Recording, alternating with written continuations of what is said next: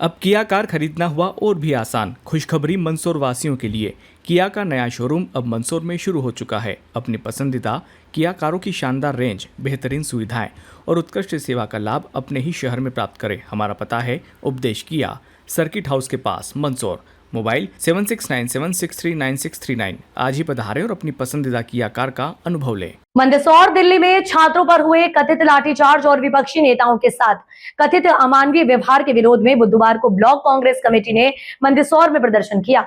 कांग्रेस कार्यकर्ताओं ने गांधी चौराहा स्थित कांग्रेस कार्यालय से सिटी कोतवाली तक पैदल मार्च निकालकर केंद्र सरकार के खिलाफ जमकर नारेबाजी की। प्रदर्शन के बाद कांग्रेस नेताओं ने राष्ट्रपति के नाम तहसीलदार को ज्ञापन सौंपते हुए पूरे मामले की निष्पक्ष जांच कराने तथा दोषी अधिकारियों के खिलाफ सख्त कार्रवाई की मांग की। ज्ञापन में कांग्रेस ने कहा कि शांतिपूर्ण ढंग से अपनी मांग रखने वाले छात्रों पर बल प्रयोग लोकतांत्रिक मूल्यों के विपरीत है। साथ ही आरोप लगाया कि इस मुद्दे पर विरोध दर्ज कराने पहुंचे लोकसभा में नेता प्रतिपक्ष राहुल गांधी, राज्यसभा में नेता प्रतिपक्ष मल्लिकार्जुन खड़गे, प्रियंका गांधी समेत अन्य विपक्षी नेताओं और सांसदों के साथ भी कथित रूप से अमानवीय व्यवहार किया गया।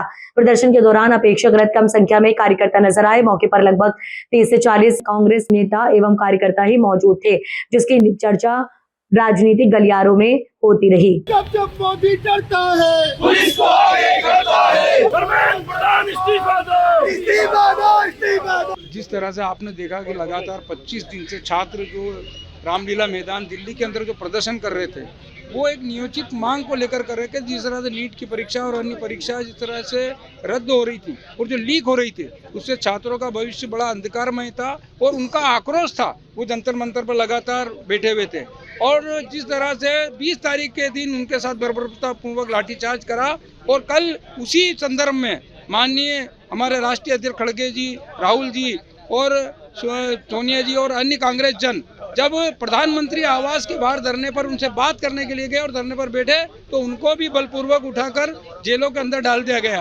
तो इस लोकतांत्रिक देश में जिस तरह से आवाज को दबाया जा रहा है और जैन जी जिस तरह से युवा प्रदर्शन कर रहे हैं, बड़ी विरोधाभास है। इसी को लेकर पूरे देश के अंदर, पूरे प्रदेश के अंदर ब्लॉक कांग्रेस जी के नेतृत्व में आज मंदसौर में भी ज्ञापन दिया गया और राष्ट्रपति से मांग की गई है कि आप जो शिक्षा मंत्री है उनसे इस्तीफा लें और जो शासन की जो व्यवस्था है जो चरमरा गई है, जो नीट परीक्षा से लेकर अन्य परीक्षा जो लगातार रद्द, उन दोषियों को खिलाफ कड़ी से कड़ी कार्रवाई की जाए, इसी को लेकर ज्ञापन दिया गया। नहीं होता तो आगे क्या आएगा? नहीं, ये तो प्रदेश कांग्रेस और राष्ट्रीय कांग्रेस के द्वारा और जिस तरह से लगातार जो निर्देश मिलेंगे, यहाँ के कांग्रेस जन सभी साथ मिलकर आगे की कार्रवाई को अंजाम देंगे। देखिए, देश में राम मंदिर में चोरी करने वाले, 700 किसानों की हत्या पर चुप रहने वाले, 30 बच्चों की हत्या पर चुप रहने वाले, इस देश की लोकतांत्रिक व्यवस्था को हरने वाले कल परसों में किस प्रकार से उन्होंने पुलिस प्रशासन के माध्यम से इस देश के बच्चों के ऊपर लाठीचार्ज किया, हमारे नेता प्रतिपक्ष राहुल गांधी जी के ऊपर लाठी का प्रहार किया, उन्हें जेल ले जाया गया। मेरा कहना है कि इस देश के अंदर क्या तानाशाही की सरकार है? क्या एक दूसरे हिटलर ने जन्म लिया है भारत में? ये वही हिटलर है जो 700 किसानों की हत्या पर कुछ नहीं बोले। ये वही हिटलर है जो 30 आज बच्चे जा चुके हैं, उनकी हत्या हुई है, उस पर कुछ नहीं बोले।